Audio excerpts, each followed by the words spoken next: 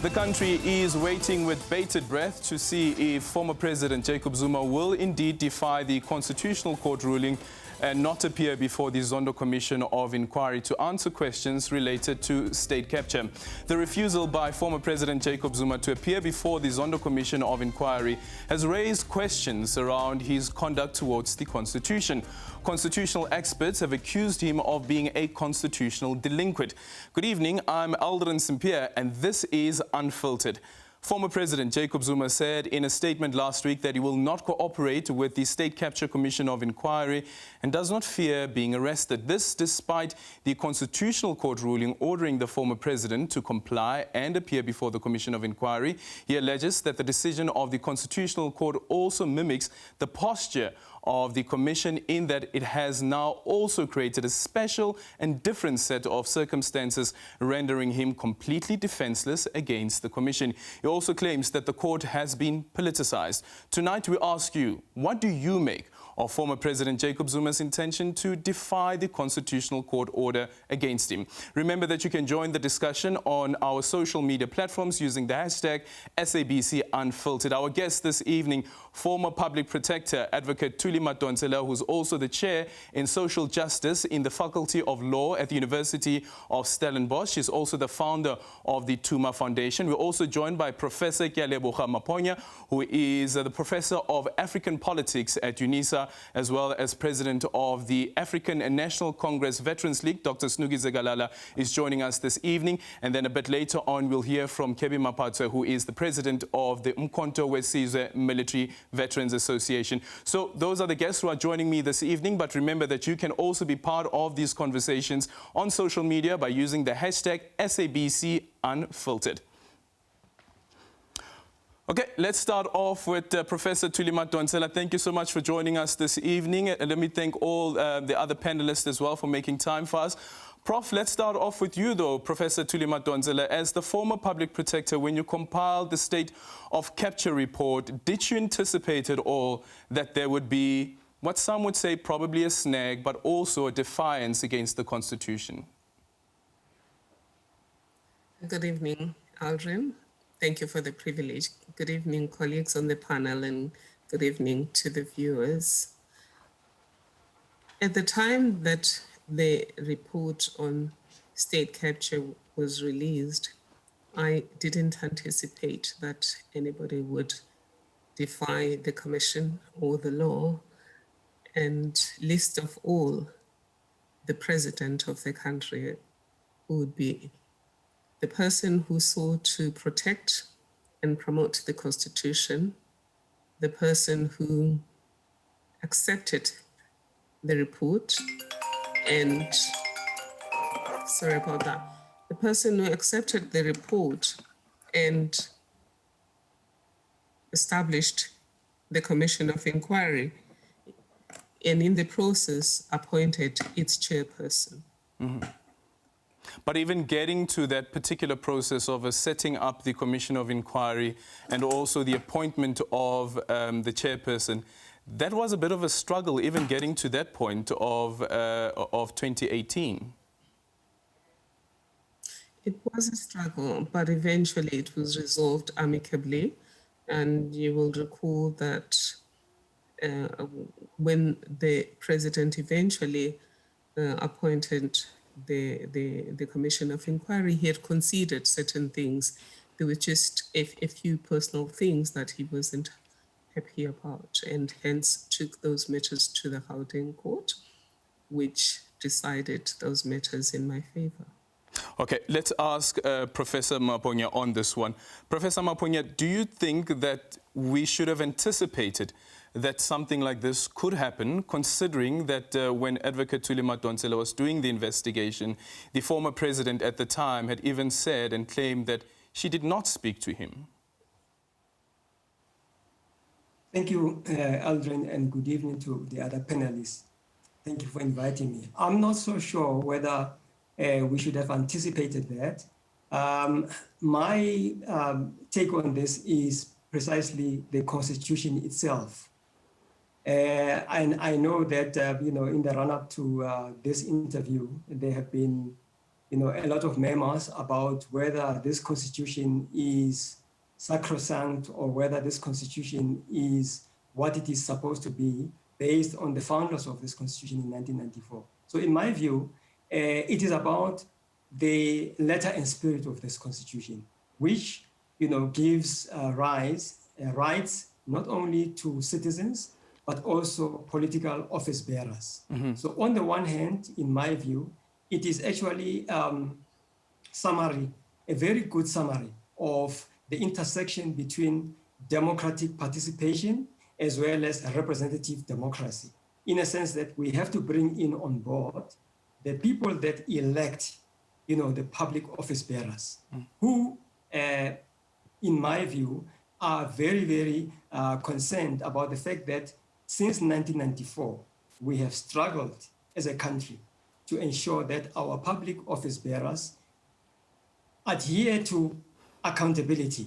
And by accountability, we mean making sure that they respond to the wishes of the electorate or the voters each and every 5 years after they are elected. Mm-hmm. Well, when then, Professor Maponya, if there is this open defiance or intention to defy a constitutional body like the Constitutional Court, what does that then tell us? Look, we talk about an intention here. Yeah. In my view, I have heard that this weekend's meeting between former President Jacob Zuma and his allies, including leaders of the opposition EFF, was about possibly persuading him, not to defy. So I still believe that probably based on that, the outcome of that meeting, and maybe some of the other allies who believe that they want to persuade him, to go and appear before the commission, then there might not be any defiance in my view. Okay. However, let's put it this way, Andre. If each and every South African citizen was to be persuaded to respect the spirit and letter of the law, we will be a country of persuasion and not a country of compliance and accountability. Okay. So let me just take on this one is that. Let me just quickly, sorry, we're running out of time a bit. Let me just quickly bring in Kebe Maphatso, who is the president of the Umkhonto we Sizwe Military Veterans Association. So good evening and thank you so much for joining us. When you go to Nkandla later on this week, would the intention be to try and persuade the former president to adhere to the Constitutional Court order that has been handed down and also cooperate with the State Capture Commission of Inquiry? Thank you, sir, and the panelists and your viewers. This meeting with former President Jacob Zuma on Thursday, it was a long-planned meeting before the meeting of the T. So we had taken a decision as the National Executive Committee of MKMVA to go and give the moral support to our former President Jacob Zuma and a member of Umkhonto we Sizwe Military Veterans Association and a patron-in-chief of MKMVA. I'm happy that Professor Thuli Madonsela is here. And before I logged in, I listened to her interview with 405 Newsroom Africa recently now, after this thing of President taking that decision. She said the commission was established precisely because of former President Jacob Zuma. So the commission is about President Jacob Zuma. It's none about any other thing. It's recorded, she said it.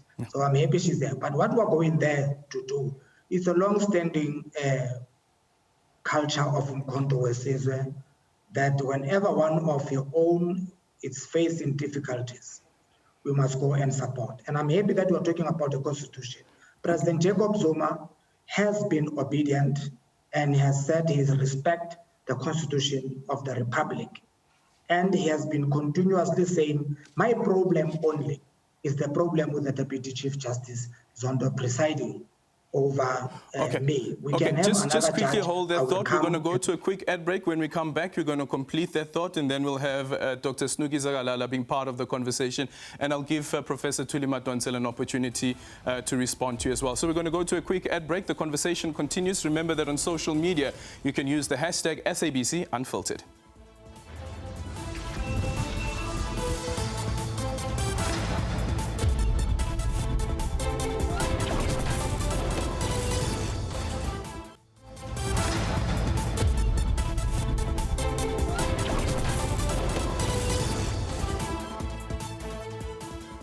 And welcome back. We continue our focus on former President Jacob Zuma's intention to defy the Constitutional Court.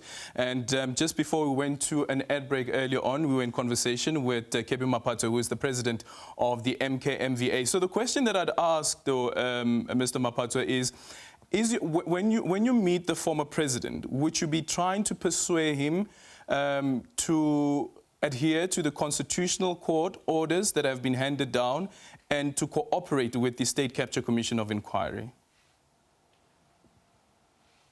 I have said we are going to give support to the former president, Jacob Zuma, with his decision that he has taken, because he has felt that the Constitution has failed him of the Republic, because he has tried everything at his disposal to follow the Constitution, and he still respect it.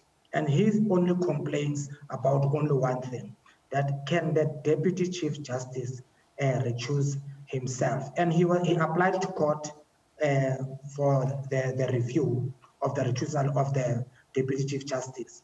When he was still waiting for the High Court, the Commission went to the Constitutional Court and apply for former President Jacob Zuma to be summoned to come to court. The same Constitution that we respect and our Constitutional Court undermined the lower court by not waiting to hear from them what is the complaint about former President Jacob Zuma. And that is why he feels like that they even saying he must speak he must not keep quiet at the commission. So he felt that he thinks this Constitution is only applying to him differently. That is why he's saying this state capture, as Professor Tulima Donsela said, this was great. Sorry, Mr. Mapato, we lost you there. You were saying the State Capture Commission of Inquiry does what? A state capture was established for former President Jacob Zuma.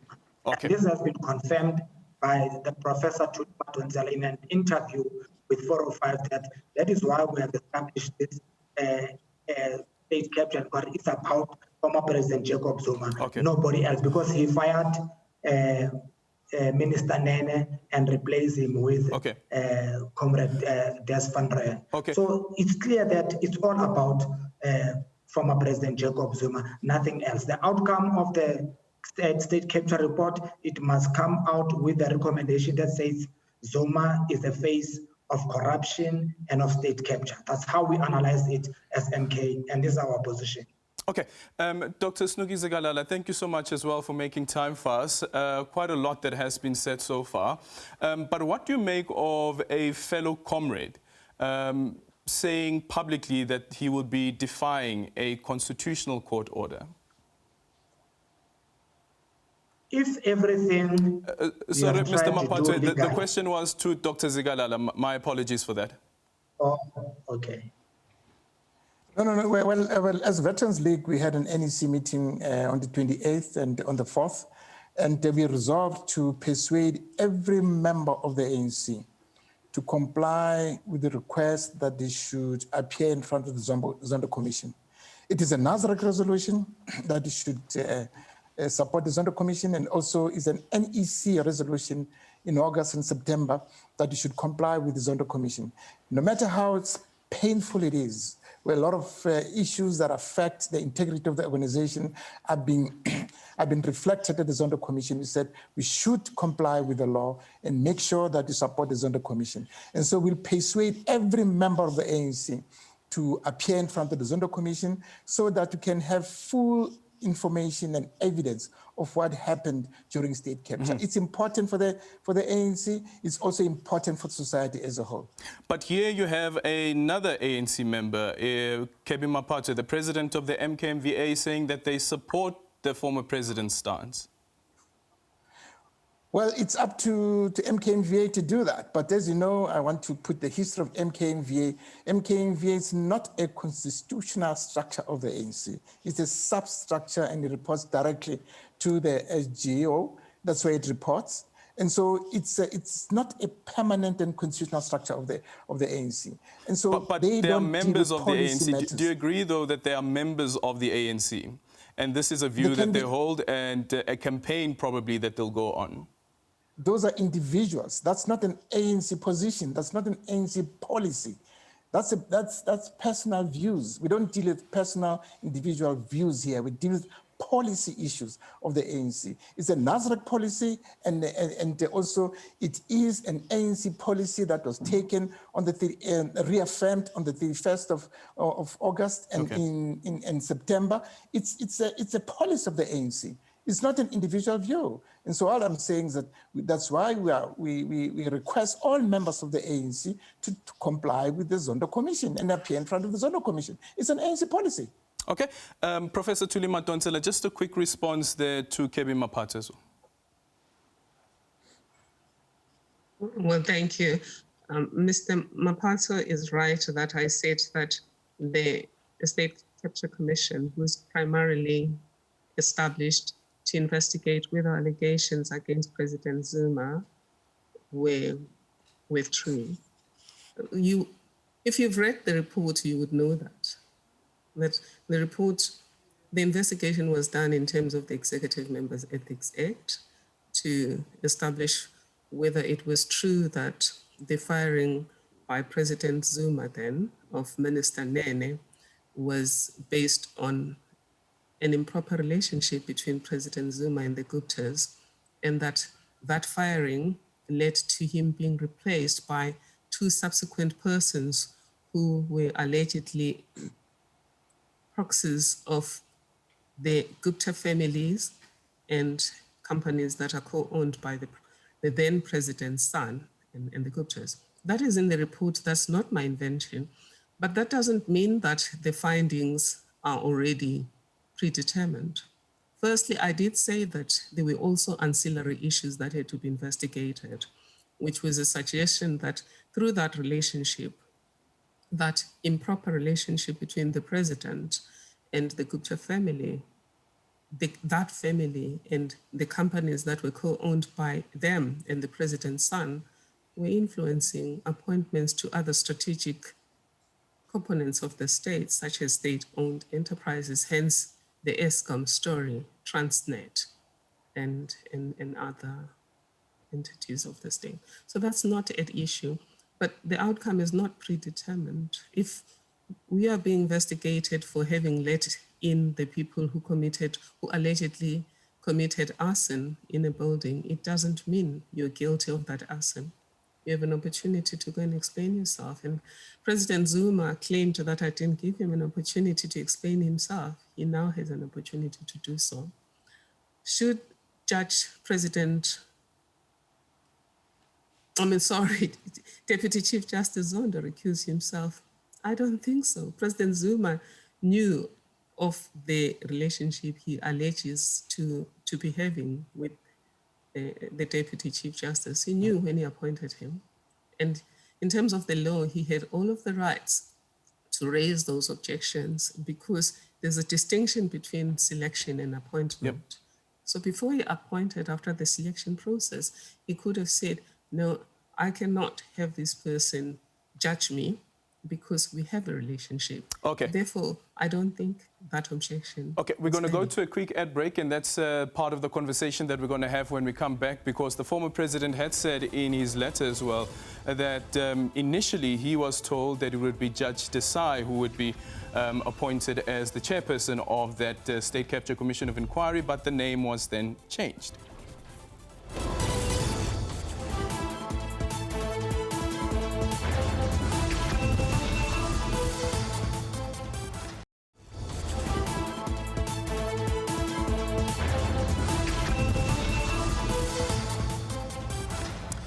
And welcome back to Unfiltered with me, Alderin Sampier. So the question we're asking you this evening, what do you make of the intention of former President Jacob Zuma to defy constitutional court order? And just before we went to the ad break, Professor Maponya, the point that Professor Madonsela now raises and brings into the conversation is around the chairperson of the State Capture Commission of Inquiry. Is it of any significance that the former president mentions in his statement that he was told that it would be Judge Desai who would be appointed as the chairperson, or at least nominated as the chairperson of the commission.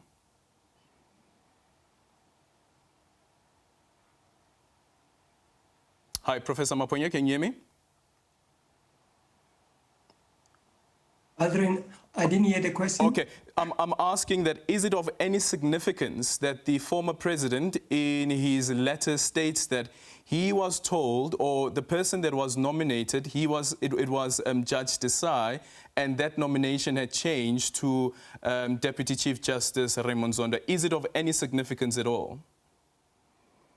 In my view, it is of no significance because it is the formalities of the law.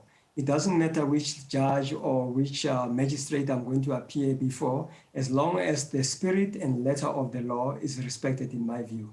So if those, the legal formalities are satisfied, in my view, it's neither here nor there. It's of no consequence as to the actual person who's going to be presiding over that, as long as that person has got what the lawyers would call locus standi, or at least, the right to preside over, that process. Mr. Mapatwa, do you know why the president would raise that as an issue? Please repeat. Mr. Mapatwa, if you can hear me, Mr. Mapatwa, if you can hear me, do you know why the president has raised that issue in his letter, that he was told that the nomination of Judge Desai would come forth, but instead it was Deputy Chief Justice Raymond Zondo? Look, if, in fact, the way former President Jacob Zuma is feeling, it was a discussion between them. We are not aware of this, but this is what he wrote in the letter. And if it is true what the former president is saying, obviously it casts doubts about the establishment of the judge. Remember also the judge, he was not appointed or selected by former President Jacob Zuma. He was given the judge, say, here is the Deputy Chief Justice, preside over the ceremony of appointing him. So he never had any role to play on appointing the judges. It was just a ceremonial, a priest who will say, preside over the wedding of this couple. So he felt very bad. That is why he went to court, and while he lost in court. Just quickly hold that. And he has never said. Just quickly hold that. Professor Matonsela, would the president at the time have had the power to reject a nomination of a chairperson from the Chief Justice? Absolutely. Selection and appointment are two separate stages in the appointment process.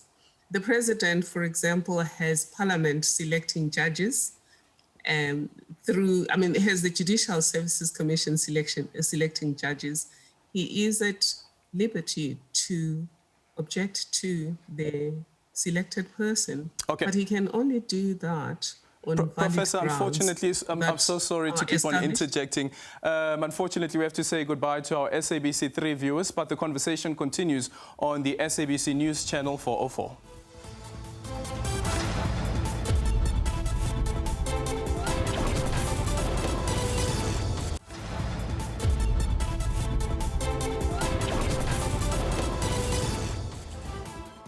And welcome back to Unfiltered with me, Alderin Simpier. The conversation we're having today, what the apparent intention from the former president of the country, Jacob Zuma, to defy the Constitutional Court, which ordered him to appear before the State Capture Commission of Inquiry and to answer all questions at the Commission of Inquiry, unless if he feels that he would be incriminating himself. Earlier on, we were hearing from Professor Thuli Madonsela, was explaining the process of appointment and selection, the distinction there. Prof, you can go ahead. Thank you, Aldrin. Just in simple terms, yes, the president had the power to reject the name that was given to him and refuse to appoint. The only requirement in terms of administrative law is that the objection should be legally valid. In other words, the reasons given for not wanting that name should be rational, reasonable, fair, and just satisfy all the requirements of Section 33 of the Constitution. Okay, Mr. Mapatwa, I interrupted you there earlier on, but you were concluding your point as well. Sorry? Mr. Mapatwa, if you can hear me, I'm saying that I interrupted you earlier on when I wanted the professor to just explain the distinction between appointment and selection, but there's a point that you wanted to make as well? Yes, the point that I was trying to make is that the professor is explaining the processes, but in the manner that it happened, that is why he even went to court and he lost. But it was clear from the beginning, from the onset, that even if he can reject which judge, he was going to be nullified and said, no, you don't have the powers. That is why it's for the first time it happens in South Africa. I don't know in other countries, whereby the president, normally judges are appointed by the president. But this one, the president is giving a candidate to say, here is a candidate, appoint him. So what will he say, the president? What will he do? Because I'm not a legal person, but politically it was wrong for the former public protector to say, I instruct the Constitutional Court, the Chief Justice, to appoint or select a judge, and the president must just preside over the appointment. Then you have already taken the powers away from the president. That is why we are having a problem with the way this thing has been processed from the beginning. Okay, so Mr. Mapatwa, is it of any significance at all that this matter was ventilated in court and there was a court judgment to that effect? Yes, look, if you complain, and that is why we started with the Constitution first, that all of us were equal before the law, and including former President Jacob Zuma is also equal. He enjoys the same rights like any other individual. So, but if he is the president, and you have got powers to appoint judges, if you establish commissions, they have been appointed. Even now, I think President Ramaphosa does not get recommendations to say, appoint Judge so and so for this commission. He appoints judges. But with former President Jacob Zuma, it was a special case that he was not given those powers that were taken away from him, and that he was given a candidate. Here is the candidate. Whether you like it or not, you will have your reasons. They will defend it in court. He will lose in court. So that's what I'm saying with the interview of Professor Thuli Madonsela, Newsroom Africa said, the establishment of the Zondo Commission was precisely for former President Jacob Zuma. Okay. So it's clear it's not for any other person, but it's for former President Jacob Zuma. Okay. Dr. Zikalala, we are... Two very quick factual points. Okay, you can go ahead, Professor. You can go ahead, Professor Madonsela. Professor Madonsela, can you hear me? You can go ahead. Okay, we're going to try and re-establish the line there with the professor. But in the meantime, Dr. Zikalala, this is where we find ourselves. The commission has been appointed, and all the other stuff that we're speaking about, and the former president not being happy that he was being told that instead of you, Mr. President, appointing the judge who will preside over this matter to avoid a conflict of interest, we'll ask the Chief Justice to be the person who nominates that chairperson.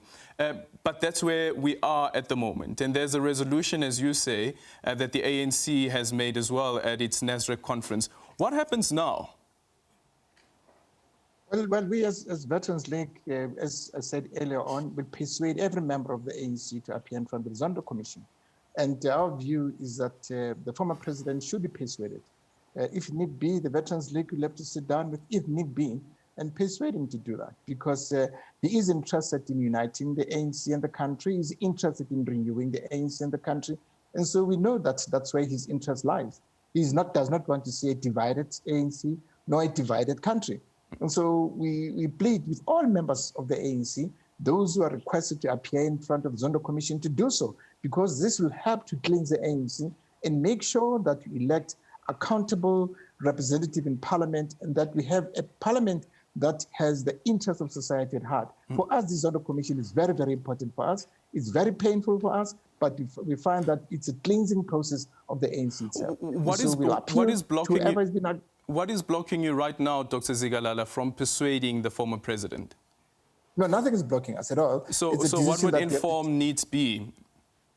It needs be, if we see that the matters are coming at a critical stage, definitely we'll intervene. What does a critical state look like? As the veterans, that's our role as Veterans League, is to unite and make sure that we have a cohesive organization that has the interests of the society at heart. And so we don't want to say divided ANC, now that we want to see a divided society. But what does a critical state look like? Dr. Zikalala, I'm trying to get to the point at which the Veterans League of the ANC would persuade the former president. When do things come at a critical state? What does it look like before the Veterans League will intervene and try to persuade the president to appear before the Commission of Inquiry? He's supposed to be appearing next week Monday. Yeah, well, we feel that there's still time. We'll definitely discuss it as the Veterans League and took a resolution on that, because it's in our interest that every member of the ANC must appear in front of the Zondo Commission. And so it's also in our interest that he plays a critical role in uniting and renewing the ANC. And so we feel that this is an important part that he has to play, and that's an important part that the Veterans League has to play. Mr. Mapatso, I saw you giggling there, but what's so funny? No, I know that I don't want to bring party politics in an interview like this, but I know for a fact how the Veterans League is being run. I don't want to go there. It's not true what he's saying, Dr. Zikalala. They will never go to the former president. I know he has got a personal hatred against former President Jacob Zuma. In all the statements that you can check, he has issued on behalf of the Veterans League. He has been, even when the president was recalled, they were in the forefront of recalling the president. So he must not come and grandstand here and behave as if he's the unifier. No, he's not a unifier. He's a part of the factions in the ANC. So we are saying President Jacob Zuma respects the constitution of this country. And that is why he has followed all the processes up to the latter. And he has felt that he feels very strong that it seems this constitution has got eyes. It does not, when it comes to him, it comes with a different view, but with other people, the society, it is allowed. An example is that many judges, they were requested to recuse themselves. Even others, they don't even go to court and challenge, they just recuse themselves for the sake of fairness, because this person is complaining. Let me recuse myself. So what is wrong with Deputy Chief Justice Zondo to say, for the sake of fairness and impartiality, and for the country to see that this commission was not created for me only, let me recuse myself, so that there must be that unity of cohesion that the president of the Veterans League was talking about, and the society at large in South Africa is united. And all of us, we must respect this constitution. We respect as MKVA the constitution, and won't allow people just to wake up early in the morning and disrespect the constitution. But with President Jacob Zuma, he has come to a conclusion that he has tried all legal avenues. Mr. Mapatso, I think you've made that point over and over again. Dr. Zikalala, I'm going to ask you whether you want to respond to that, or should we fly that? It doesn't deserve any response. Thank you. It doesn't deserve any response. Okay, so we're going to go to a quick ad break. When we come back, we are concluding our conversation. And remember that you can be part of the conversation on social media using the hashtag SABC Unfiltered.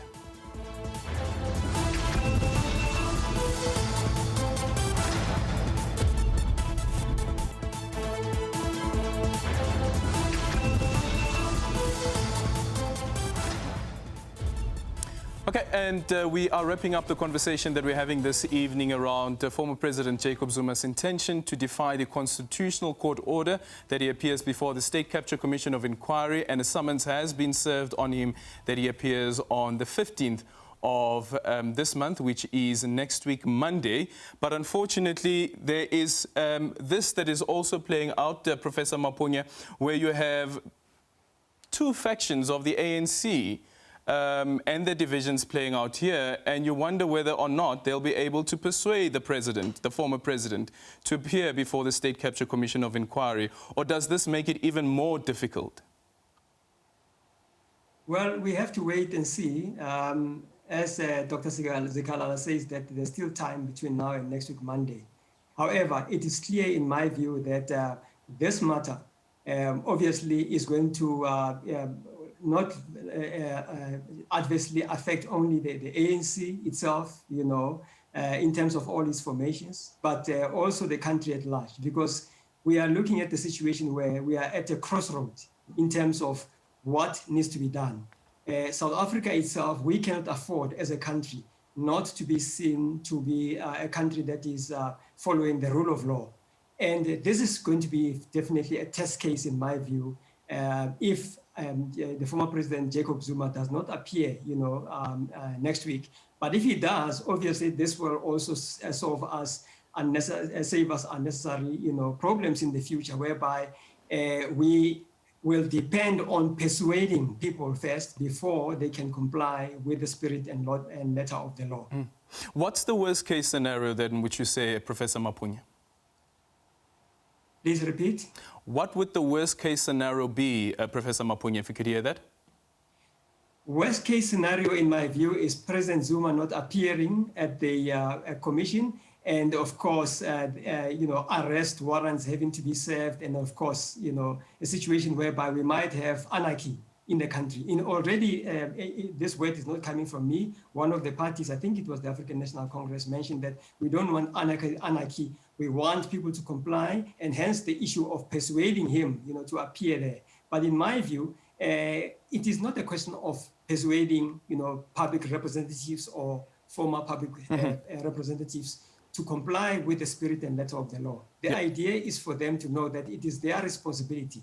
I mean, Chapter 5 of the Constitution deals with all the powers of a president and the former and the ministers. But however, in the case of President Zuma, we know that he's a former president. He also has the rights under the Constitution, as one of the panelists mentioned earlier. But in my view, it is a question of making sure that he obeys, you know, the constitutional requirements, as well as swears faithfulness to the Republic, as he did in 2009 when he took over power, and of course later when he did it for the second term of office. Okay, Professor Thuli Madonsela, I don't know if you want to express your opinion on this as well, that if indeed it does happen that on the 15th of February, the former president doesn't appear before the State Capture Commission of Inquiry, what should happen? It's really sad that that might be a possibility. But if the president, the former president, does not appear before the Commission of Inquiry, the law would have to take its course, which means the criminal proceedings relating to somebody refusing to obey a lawful instruction would have to be implemented. Nobody in this country ever did what President Zuma is doing. We didn't like the laws under apartheid, but we went to court. And to say that the reason he's not intending to appear before Judge Zondo is because Judge Zondo is refusing to recuse himself. The day President Zuma was given the name was the day after, according to his own papers, it was the day after Judge Desai had been suggested. It's not as if he just only got to know much later that the judge was going to be Judge Zondo. He never said anything to the Chief Justice about any objections he had to Deputy Chief Justice Zondo. Okay. When he applied in court to challenge the report of the Pub Protector, it was only about the separation of selection from appointment, which he confused as suggesting that the Chief Justice would appoint the judge. Again, he never objected to the specific name. He only objected to the fact that he thought that the Chief Justice had to appoint. And with due respect to Mr. Mapatso, the power of President Zuma to appoint was never interfered with. He still had the power to appoint.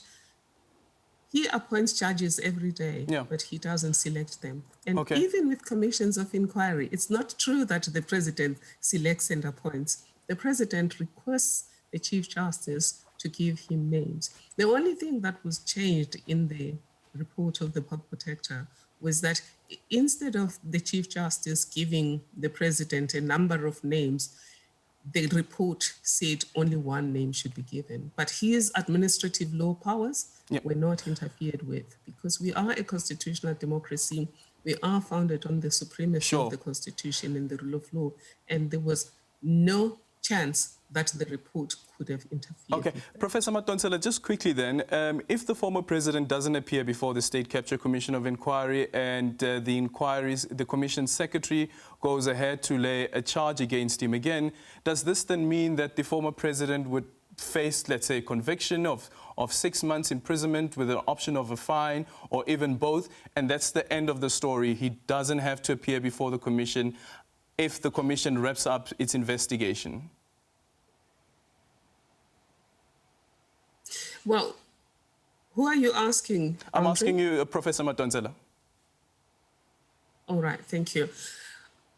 No, the Commission of Inquiry, he would have those remedies, but he would still be required to appear before the Commission of Inquiry, which means he would obviously be dragged to go there and appear, and he might refuse to answer, which would be a shame.